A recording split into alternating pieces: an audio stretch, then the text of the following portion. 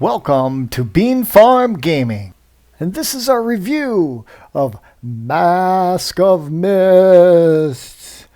I'd like to thank the publisher for providing a review copy of the game prior to release. It was published by Sometimes You, developed by Nine Eyes Game Studio, and it's set to release September 2nd for the price of $14.99.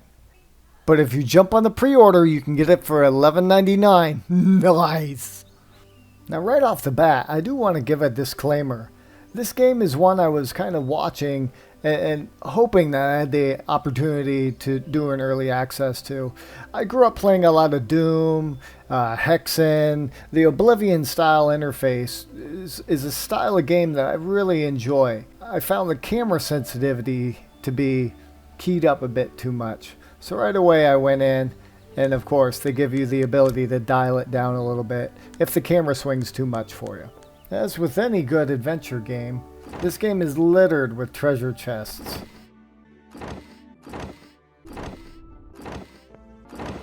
The game is also full of these little fetch quests or puzzles to unlock, where in order to open a certain gate, there'll be 4 or 6 pedestals. You have to run around and find various little collectibles. In this level, it happens to be these little red skulls. Although the mechanics are scaled back, the simplicity helps this slow-paced game feel right at home. I wasn't looking for dragon magic, and mystery solved. Nice! I found this game very relaxed and laid back. Every dead end, every closed door that I came to, its unlock puzzle, all the pieces of it or its solution were all located relatively close by. And eventually we'll come across weapon systems. First weapon you get is a sword, you later come across a pistol, and upgrades for the sword and pistol as you go on. And when you hit those dead ends or you come to a standstill, if you kind of look around the area, you'll probably see the answer staring you right in the face. Ah! The sound effects and musical score within this game isn't going to win any awards, but for a budget title, it gets the job done. Overall, the objectives are fairly slow paced, and I found this to be a nice relaxing game maybe at the end of the day as you lay in bed, unwind. It's not too involved, yet it was enough to hold my attention. The enemy encounters in this game are fairly repetitious, which is not a bad thing being that it's a slower paced, more relaxed game. During battle you can use the X button to dodge, which pretty much with a lot of these older style games, the enemies have a set attack routine that you can easily implement your dodge to avoid damage, rinse and repeat.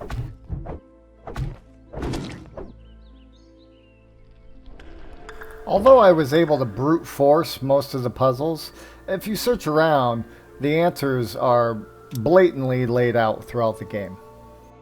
I was able to find a few glitch points where jumping next to the buildings allowed me to get out of the playable area, which was fun to play around with, but not a huge distraction. And although the game is fairly straightforward and should be considered an easy completion, there are a few missables or collectibles that you could easily walk right past. The game could probably be completed in less than 4 hours with a guide. I found myself exploring corners and probably taking more 6 to 8 hours for the full completion. A specific mechanic that I did really appreciate is objects that you can interact with are kind of indicated by these white dots. And although that may be considered holding your hand a bit much, I appreciated it as my attention level was fairly low at this point.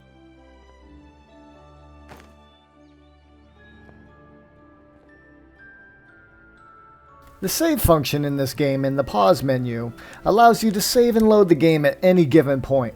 So by abusing this system, there shouldn't be any reason you couldn't get the full completion with 0 damage.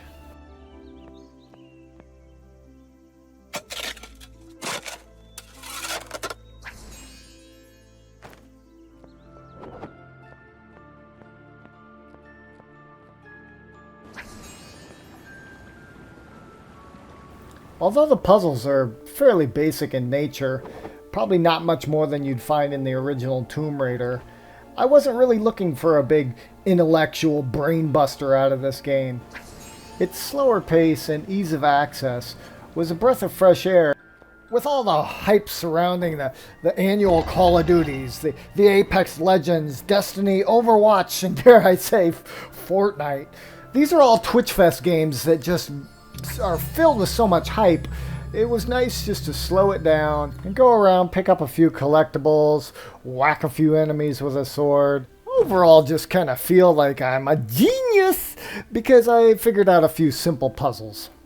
Overall, the game didn't deliver anything more or less than what I had anticipated or wanted out of it. I did my playthrough using an Xbox One X, and although the graphics shouldn't push the hardware by any means, the frame rate wasn't quite as buttery smooth as I'd like it to be. All things considered, for 15 bucks, this game is a solid 4 out of 5 beans.